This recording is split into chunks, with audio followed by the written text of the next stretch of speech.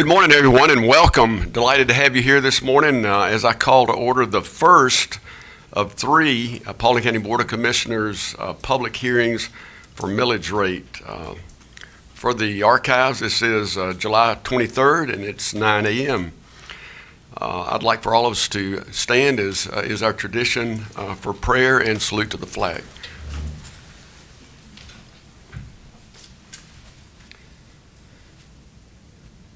Gracious God, we're so thankful for a new day. We just bow humbly before you, seeking your wisdom.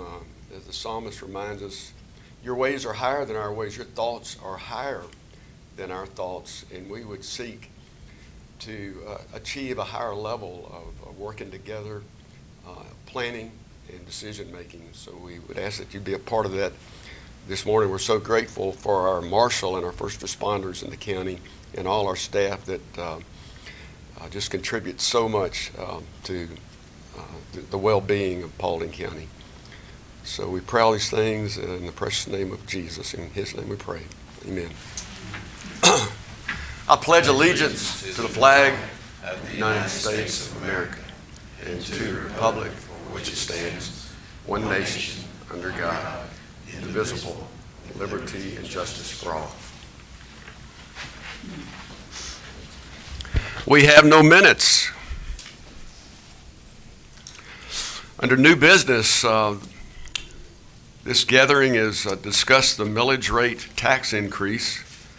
We've called the public hearing to order already, and I'm going to ask Ms. Pollard if she will give us an introduction, kind of a review, since this is a one-time-a-year event and challenge, also a foundation from which we can build and make the decisions we need to make on the budget. Thank you, Tabitha. Thank you. I'm going to give Jeff just a minute to see if he can get that off the screen. It's not on mine, so.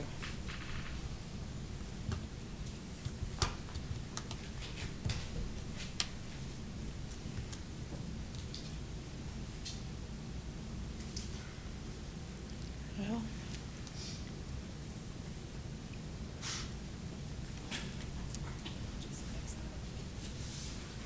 Sorry. What? I'm pretty sure it's on your screen. Oh, I don't see it. Oh, sorry, y'all. We gotta.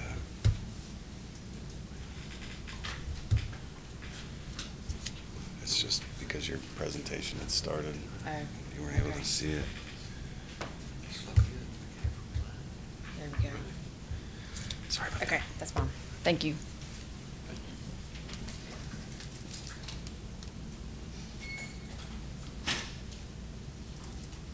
There we go. Cancel. From beginning.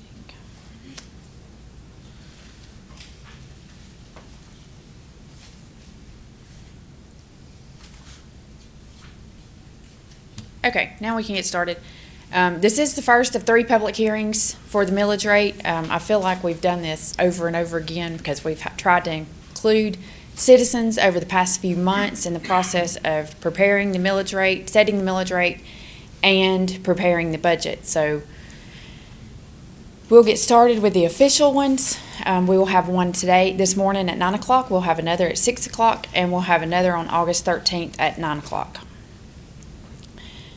The reason we have public hearings for the millage rate is there's Taxpayer Bill of Rights that that Georgia said a couple of years ago, or 99, so it was several years ago. And basically what they said is if the properties are reassessed and that reassessment comes back at a higher value, then the commission has to roll the millage rate back as if that reassessment did not occur, or they have to advertise a tax increase. And so if last year our millage rate was 6.079, and if our assessments came in at about 7% higher than they did, than the assessed values last year, which means if you're going to keep a 6.079 or above that, you have to have millage or a public hearing. If you don't, then you have to roll it back to something that would be comparable to last year's, and that would be 5.63 is the calculation for the rollback rate. So basically, you have your assessed value. Everybody should have gotten their assessment in the mail several weeks ago. I believe the deadline to appeal that assessed value occurred last week or the week before. That's consolidated into a gross digest. Gross digest is 40% of the value of property before any exemptions.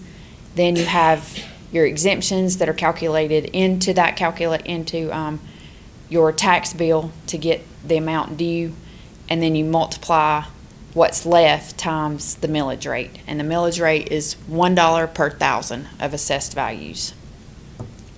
So you have your assessed value multiplied by your millage rate equals the tax levy. Every year we have to do a 5-year history, so we show you what happens with to tell the public what happens with the gross digest and the exemptions as well. So the first part of this, you'll have real and personal. That's where your residence, you have commercial, industrial, all of that, all included in that category. And then you have your vehicles, timber, down to the gross digest, and that has continued to grow. If you'll remember, several years ago in 2009, we started to see a decline. From there, we went down quite a few years, and then we come back up. The past 5 years are showing some recovery from that. The rollback rate, I've already talked about that a little bit. That's basically to take the reassessment out of the equation. So the tax assessors reassesses property, then it comes to you. You are supposed to roll that back to take the reassessment out, or you advertise a tax increase. We did advertise a tax increase. We were working on a budget, and it's pretty hard to do. It's by June 1st to determine exactly where you need to be. So all of you have been actively working on the budget since we started in March, actually, and we've been working actively on the budget and did not slow down in June. We continued to work on the budget, and so we'll talk about that in a few minutes. But if by law, if you advertise, you have to advertise what you think you're going to approve, and you can't go beyond that. So if you decided on to run these advertisements and we were going to stay at 6.079, and you were working through the budget and you couldn't get a budget to work for 6.079, you have to go back and start all over, start the process over. So we have advertised a 6.5, and all of you have been working to do something either at 6.5 or something less than 6.5 over the past month or so. So what happens, what's the value of a meal? How has that changed? 2010, this will give you the last 10 years. We have seen growth over, as you can see in 2010, 2011, 2012, you were still seeing some decline. 2013, we started to see some recovery. The millage rate was adjusted some during those years to offset some of that reduction in the assessed value. And then we've reduced, since 2014, we've been reducing the millage rate to determine what that cost of services is. Your property tax funds about 40% of your budget. So we have to determine what the cost of those services are in order to be able to set this millage rate. Again, this is just a picture of the same thing I just gave you. So what's the value of levy for each year? And that is taking the value of a meal. So your red line across the bottom is the value of a meal and how it's changed. And then if you multiply that by the millage rate, you'll get the levy, which is the tall blue bars. Surrounding millage rates. I have to go back to 2018 because all county governments around us are doing the exact same thing we're doing here today. So if you look at my list of counties, Paulding was at 6.079 in 2018, 2.07 for debt, fire was 3.1, and school was 18.879, giving a total of 30.128.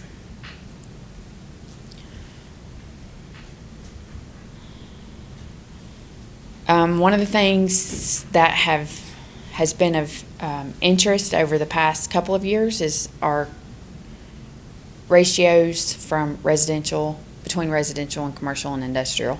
And this updates just a little bit, but it's only a % change everywhere. There's not a lot of change in any county, and that's including Paulding. There's not. So what does this do to a homeowner? What does this do to your property tax? If you have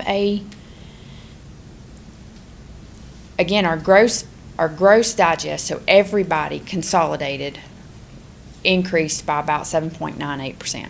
Now that doesn't mean that every one of you went up 7.98%. Some might have went up 10, some might have went up 15, some might have reduced.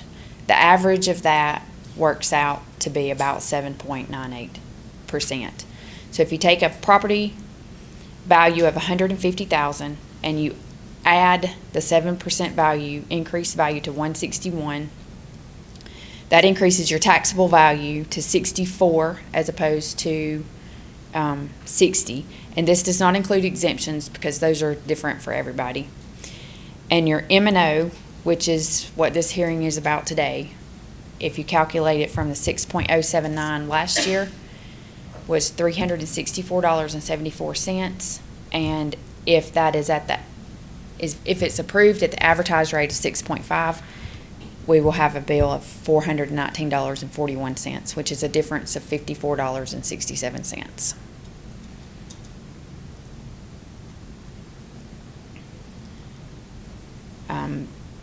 Debt is anticipated that it will increase from 2.07 to 2.2. That's primarily to pay the debt. We had talked about the jail and how that was voter approved a couple of years ago. We didn't actually put that on the tax bill until we saw something coming out of the ground, and the first payment was made last year, but we took that out of fund balance, and we're going to have to put that on the bill in the coming years to be able to make that payment. Fire is 3.1, and the school board, they actually reduced their millage rate to 18.75 from the 18.879. So if all of this is approved as presented, your overall tax bill would increase $163.53. And again, today's public hearing is the M&O. It's related to the $54. So where do my tax dollars go? This is hard to see, but the big blue is the school tax. So most of your tax dollars, 62% go to the school, 21% go to maintenance and operations, 7% go to bond or debt, and 10% go to fire. How are the maintenance and operations funds spent? We have 35% goes to public safety, and 23% is to public works. That's primarily DOT. Your public safety consists of your coroner, your sheriff, detention, marshal, animal control, and public works consists of DOT, recycling, fleet, so all our vehicles, and stormwater. And general government is 23%, and that's what it takes across all of these to make it work. So that's the commission, that's finance, it's human resources, it's our technology,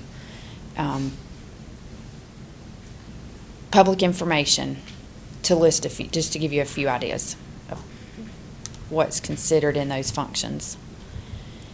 And with that, if I've left anything out, feel free to ask questions if you think that's something that would help the public. And if not, we'll turn it over for public comment. Any questions or clarifications? Well, thank you for laying that foundation and giving us that review, Tabitha. Good job, Tabitha. Thanks. So at this time, I'd call on any citizens that would like to communicate with us their thoughts on the millage rate. Are there any citizens that would be wishing to speak at this time? Don't everybody come forward at once.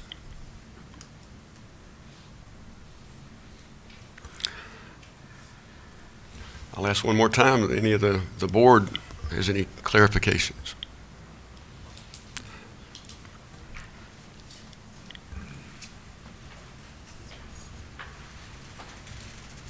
Hi, Sue Wilkins. I'm out of breath. Tabitha, can you tell us how much the bond payments are for the Airport Authority and the IBA? Thank you. Sorry. Why am I so out of breath? The total debt for the county is at I believe it's $11 million. I'm speaking off the top of my head. Between the two of them? No, between everything. That's this building, that's the jail, that's everything. Okay. I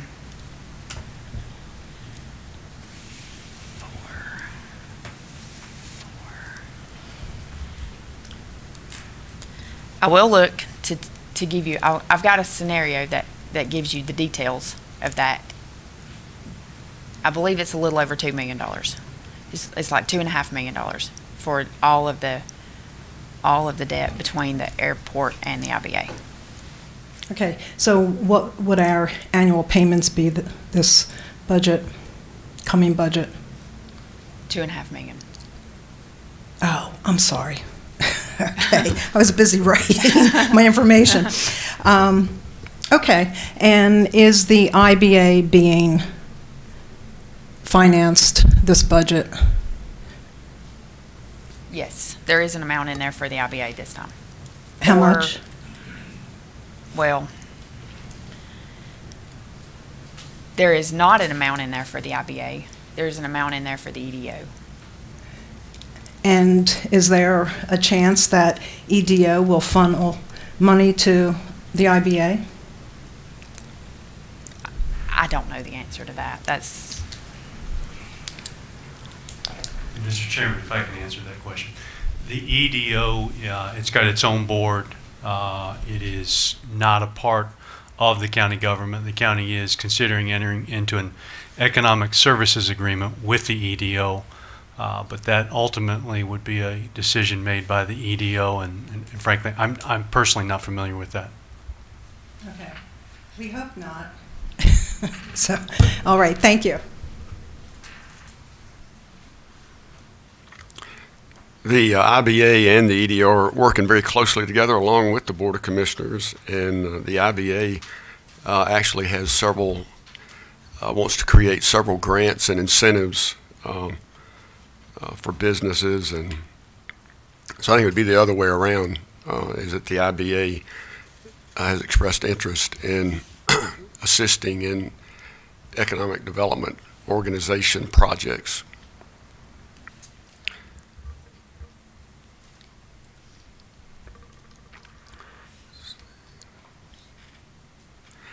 Could you say a little bit about the bond rating, since that was brought up, the bond rating for Paulding County, which you and your team are very much responsible for? currently, Paulding County has a AA rating. We were upgraded a few years ago, and that was primarily that upgrade was as a result of the fund balance that we had in place. So the amount of the effort that had been made to balance the budget on an annual basis with the revenues and the expenditures, and not using funds that you had, you were not spending from your savings, for lack of a better word. I can hear you fine, but Is this microphone not working? I can People hear her in the back. Miss Debbie? I'm old, so.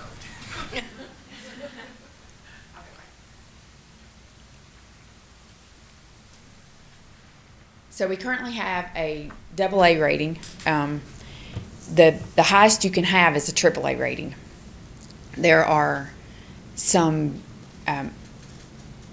ways to get there, but it's very difficult when you're primarily residential and you don't have a lot of commercial. There's a lot of services that are required for all of those residences, even though the citizens don't really maybe sometimes realize that they are, but it has to be available to them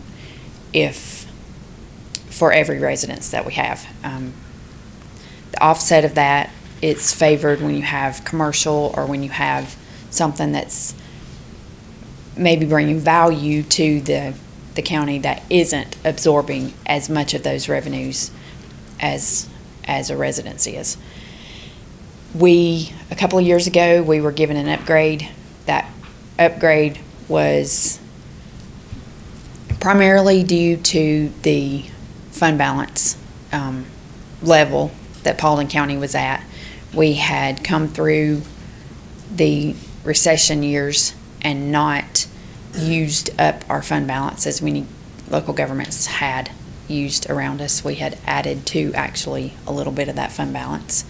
And that happened because we reduced expenses and we increased revenues where we could. And as you saw, where we adjusted the millage rate to offset some of the reduction in value, that was favored by the rating agencies in that they saw you knew what the cost of government services were and you were willing to increase revenues to be able to pay for those services.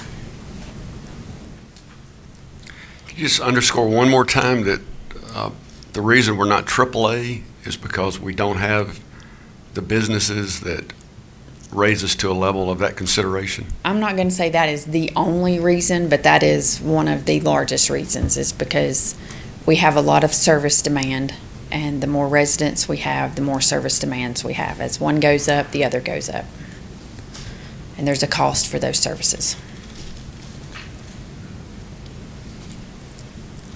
I hope we'll have more participation tonight at the 6 p.m., but I would like for you to, if we can pull it back up, the slide that's surrounding digest comparisons. Okay. There's another slide I'd like to see again too, please. Talking about the assessment for homeowners to businesses and commercial. Okay. Because I think it showed homeowners at 80%, whereas the business, which is way higher than anybody else in the surrounding counties. And I'm just trying to understand that slide there and why we're so much higher than the surrounding counties. I believe we're talking about the same slide, sir. I believe you are too. This slide. Paulding County residential 80%. If the bullseye, if the target doesn't jump off the page at you, you're not looking at it. And this is the challenge in Paulding County, and this is the challenge that the Board of Commissioners is trying to address on a day-to-day basis, and the IBA is trying to address, and the EDO that's been restructured and reconstituted with new membership and new budgetary considerations is being put in place. Actually, 2 of the post commissioners are on that EDO board, and a new director will soon be hired. But that is the big problem in Paulding County, is if you're going to get the services and you don't have the commercial industrial from which to draw that revenue stream, then you either do away the services or you take it out of the other source, which is residential property tax, and just a huge, huge challenge in Paulding County. So, if I may, so what is the county doing to try to attract businesses or industrial to get more industrial and businesses in Paulding County, so the residents don't have to absorb so much of the cost? Well, I just mentioned hiring an economic development director with connections and achievements are already done so that we can bring them on board and working with the IBA and the EDO board, who that person will work for. And I don't know, Brian or Cindy, they're both on the board. If y'all want to applaud what you're doing, or you want me to applaud it? We're looking to, like I said, hire a new EDO director to go out and promote sale Paulding County, work alongside with IBA, the county, the chamber. To also, we're looking to streamline the process for business license, redo our zoning ordinances, just make us more attractive to businesses in the Metro Atlanta area, along with from across the nation, the world. So, we're doing some interviews, just trying to find the right director. We're not selling for just anybody. We want the best of the best. So, a seasoned professional to come in to help sell Paulding. It's a slow process. I'd like to have been months ago, had someone already hired, but it's business, government is sometimes a little slower than the private sector, which I'm used to. So we're hoping to have someone by the end of August hired to start the process. So. Because as a homeowner, my property tax has gone up 63% in the last 7 years. Just not including the increase that you're talking about for next year. Sir, can you put Oh, of course. Thanks, If Rebecca. you don't mind signing in. No, not at all. Very appreciative. So my property taxes have gone up 63% in the last 7 years. I don't own a mansion. I own a house probably worth $250,000. 63% is significant. That's almost $1,000 a year.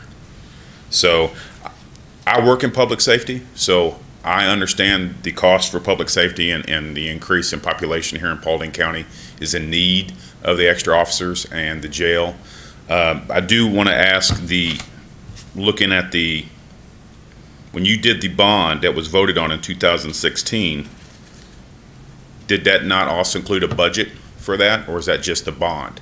And was the budget, was the money that was going to come out of that, was that anticipated with a tax hike in 2019 in order to pay for that? Or was that included in the 2016 vote? When you voted to build that complex, was the taxes to pay for that not also voted on that? Or is this an additional tax increase in order to pay for it? That's a great question, and Tabitha can describe it better than I can. I can give you an answer, but I'd rather she do it. Sure. Did you sign in? Can you sign in? That's okay. And you can stay up here in case you have any other questions. The bond that was voted on was just to build the facility. So it did not include the operational cost. Yes, that operational cost was budgeted during that time. It was anticipated. That facility will open up in April of next year, and so we are planning to staff that facility, and the operations, utilities, that kind of thing that are going to be different from the facility that they're currently operating out of will come online. So they are just now beginning to appear in our budget while they were planned at the time the facility was being built. So the budget increase that we got in 2016 in order to pay for the facility, we're getting additional budget increase? You didn't get a budget increase. Not a in budget increase, excuse me, 2016. the tax increase that we got in 2016, when the county voted on it in the election. That one, that doesn't actually, that is a part of the, let me show you where, that is, the debt for that it was anticipated that it would go, that it was $500,000 is the payments. So the payments are about $500,000. This increase in the budget is to pay for the other half? No, it was estimated that it would be so the value of a mill during that time was about $4 million. So the debt on it was $2 million. So we paid that $2 million last year, and that it was anticipated that it would take $500,000 to get us there. But it's not going to take quite that much because we've had some growth in reassessments. So that's what the 2.2 is increasing from the 2.07. That's for the facility of the jail to be able to make those payments. So the So you're budget just increase now for this year getting it. is not, oh, we're just now You're getting it. just now getting it. So then why do we, if this was already anticipated and voted on in 2016, why do we have to have public hearings on the increase of budget then? Because that's it's the already way the approved Georgia budget, law. is it not? Well, that's the way the Georgia law is written for the M&O. You don't have to have one for the debt.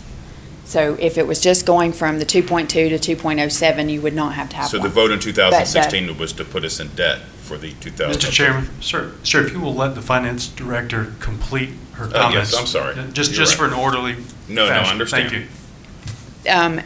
The 2016 vote was for $77 million. We borrowed $72 million. That began to hit, we started making payments on that in 2017. We made a small one. 2018, we started making payments on that. We paid those from fund balance last year so that we wouldn't be increasing your tax bill without the facility coming out of the ground. In the meantime, we've had growth over the digest. So instead of increasing $500,000 to be able to make those payments, we're actually going to increase by 0.15 or something like that to be able to make those payments. So you're just now seeing that increase this year. The M&O that we're here to talk about today, yes, includes the operating cost of operations of that facility. We did not in 2016 increase the cost for M&O to operate the facility. It was just to build it. And it was just to build it. And that's just hitting the bill this year. This M&O value does include an increase for the operations of the facility. For the positions and just Yes. the overall operation Yes, of the facility. those were planned, but there was no need for us to incorporate that early on, knowing it was going to be an increased cost until we actually were going to incur those, and we will incur those in the 2020 calendar year once the facility becomes operational. All right, So, thanks. Questions, comments from the board? Any other citizens wishing to speak? Where do we stand on our general fund? Why don't you come forward?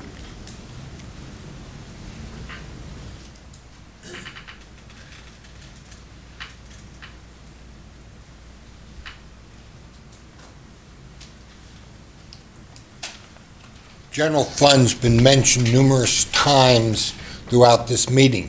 Where do we stand today on our general fund, and what is the anticipated balance this time next year of the general fund? go ahead and sign it.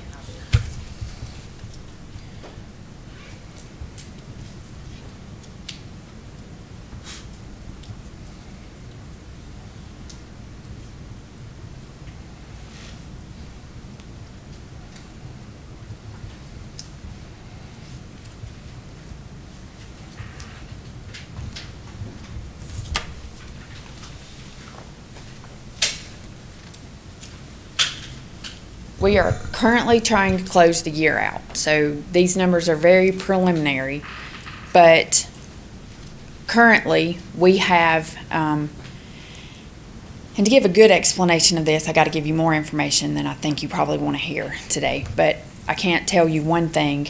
If I don't give you all of it, it's going to be misunderstood. So we issue encumbrances for upcoming expenses.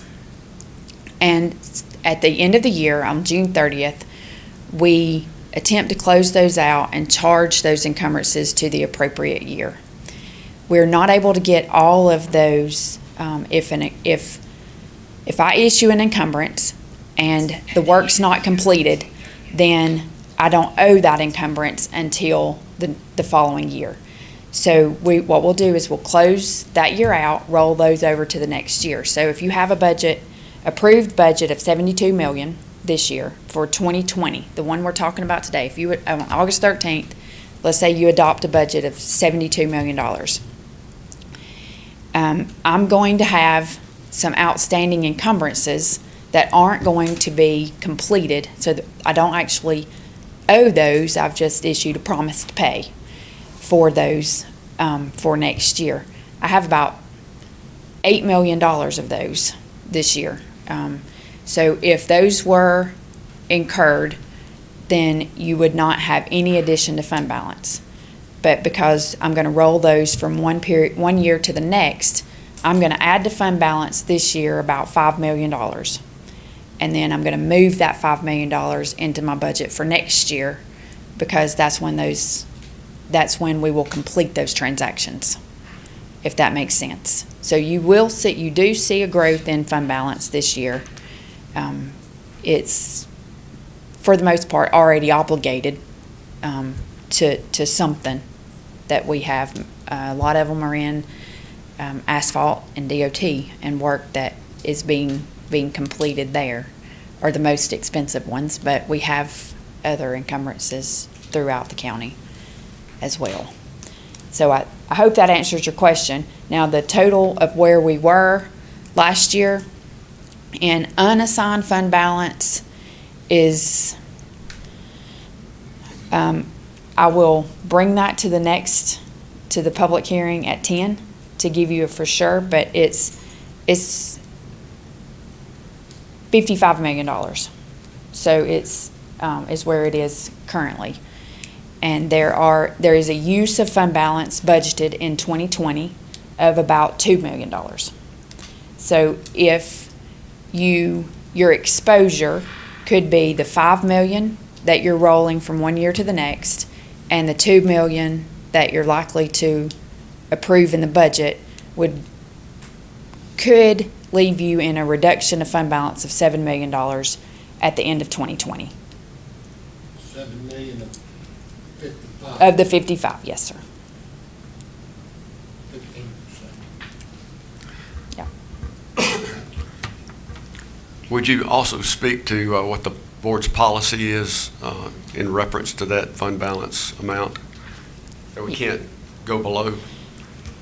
Okay, on the fund balance, you have several different categories of fund balance. One's assigned, one's committed, those are the ones and unreserved. Those are the ones we used.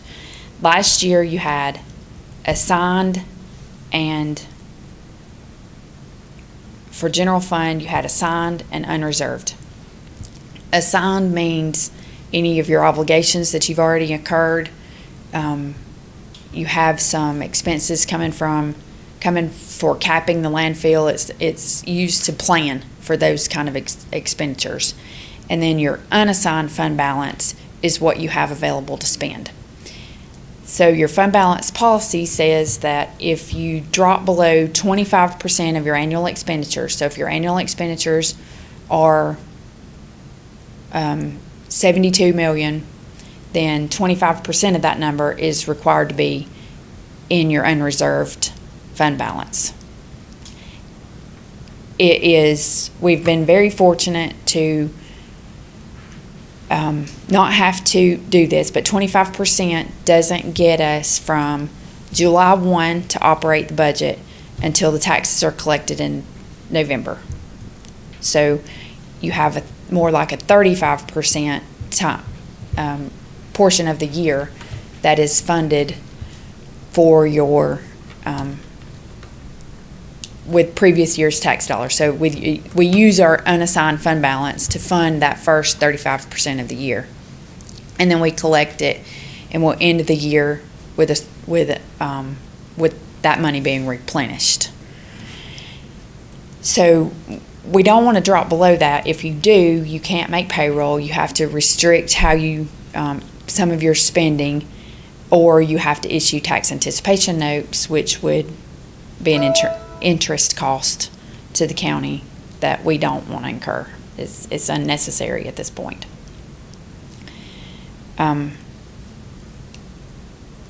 So basically, you're required 25.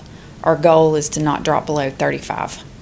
Now, this year, there was a policy passed previously that committed some of fund balance. So you're going to have about $20 million of your unassigned fund balance is going to be committed. And that's in case of something comes up with either of these projects. So you have bond-issued projects, one's with the reservoir and one's with the jail. And what the board approved was, I believe, 10% of those projects, of those amounts, would be committed, so moved from unassigned, so it would be unavailable to spend, to a committed until those projects are complete. So your unassigned fund balance is going to decrease pretty significantly this year in 2019.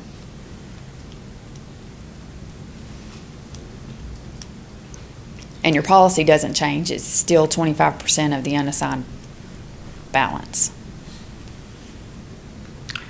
So I've got something on the calculator. It's right around 20 million. We're not allowed to go below that, and we're sitting, in my view, healthy at 55 million. That's correct. So, any other questions? Dave, I'll just add, as we talk about the importance of fund balance, and Tabitha alluded to it, but just specifically, I attended some of the town hall meetings that were in the western part of Cobb County, since that butts up against Post 1. And I believe the number, don't quote me on it, but I believe the number that they spend, because they don't have the fund balance available to be able to fund government and payroll and what needs to happen from the time of the start of the fiscal year to when the taxes start coming in. They have to issue the tax anticipation notices, and the county, Cobb County, I believe it's about $500,000 they pay every year because they don't have the funds to do that. Now, Cobb's bigger, and we probably wouldn't, if we were in the same situation, we wouldn't have to borrow as much money. But it's worth pointing out that healthy fund balance keeps us from incurring that expense. I think Tabitha said it's unnecessary, and it's only unnecessary because we've had policies in place that protect that fund balance so that we can continue to operate and not have to borrow some money to get through the first few months of the fiscal year. That's just it's one of those things that I think it's important, and it's a really good thing. Thank you. Thank you, Tabitha. And I'd really like to take this opportunity, this is the first meeting, but Tabitha and her team, and then our whole staff working with Tabitha and that team, do an exceptional job, and I'm just very proud of them and thankful, grateful for them. At this time, I will close the public hearing for millage rate. And that's the conclusion of our regular business for this meeting. I entertain a motion to adjourn. I'll make a motion, we adjourn. Motion adjourned by Commissioner Davis. Is there a second? Second. Second by Commissioner Caker. All those in favor say aye. Aye. Any opposed? We stand adjourned.